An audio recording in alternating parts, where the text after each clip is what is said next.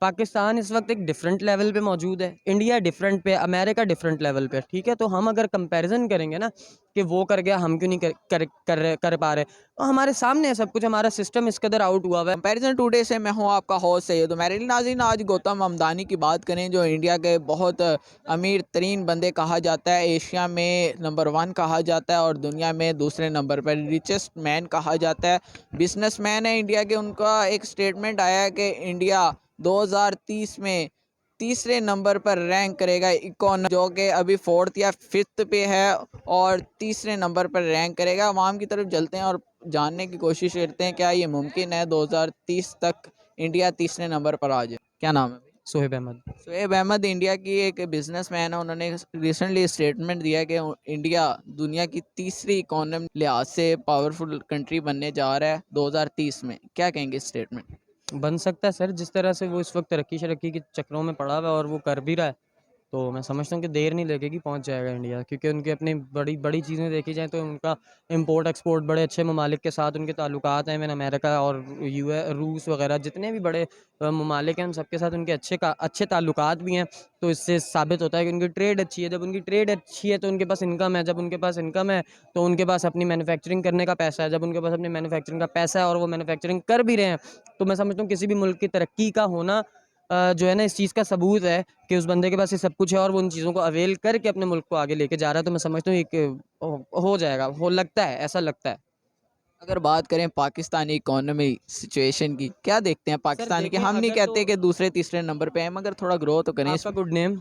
सैयद उमैर अली। सैयद उमैर अली। उमैर भाई देखें, बात ये कि हम ना कंपैरिजन नहीं कर सकते। पाकिस्तान इस वक्त एक डिफरेंट लेवल पे मौजूद है, इंडिया डिफरेंट पे, अमेरिका डिफरेंट लेवल पे, ठीक है। तो हम अगर कंपैरिजन करेंगे ना कि वो कर गया हम क्यों नहीं कर पा रहे, तो हमारे सामने है सब कुछ, हमारा सिस्टम इस कदर आउट हुआ हुआ है, हमारे अपने अंदर इंटरनल अफेयर्स हमारे इस कदर उलझे हुए हैं कि हम लोग अपनी अपनी घरों की हद तक परेशानी के मामलात हमारे चल रहे हैं। तो ये बहुत मुश्किल गेम होती है ये सब करने के लिए, जो है ना, या तो 2 नंबर तरीके से कोई मुल्क ये कर सकता है, और पाकिस्तान ने जो कि नहीं किया कभी। तो पाकिस्तान ने हमेशा ईमानदारी के साथ काम किया है, तो वो इंशाल्लाह ईमानदारी के काम में थोड़ा सा टाइम भी लगता है, तो वो बस बहुत जल्द जो है वो हम भी करेंगे, क्यों नहीं करेंगे, उम्मीद थोड़ी छोड़ सकते हो मेरे भाई। बिल्कुल इंशाल्लाह करेंगे, मगर किसकी मिस्टेक आपको नज़र आती है इस सारे सिनेरियो में? सर देखें, जब सिस्टम ख़राब हो जाए ना, तब उसकी ख़राबी का रीज़न ढूंढना बहुत मुश्किल होता है, और मिल जाए तो फिर उसको बयान करना बहुत मुश्किल होता है। क्योंकि हम किसी एक चीज़ को पॉइंट आउट करेंगे तो दूसरी बोलेगी कि उसको क्यों नहीं कहा, उसको क्यों नहीं कहा।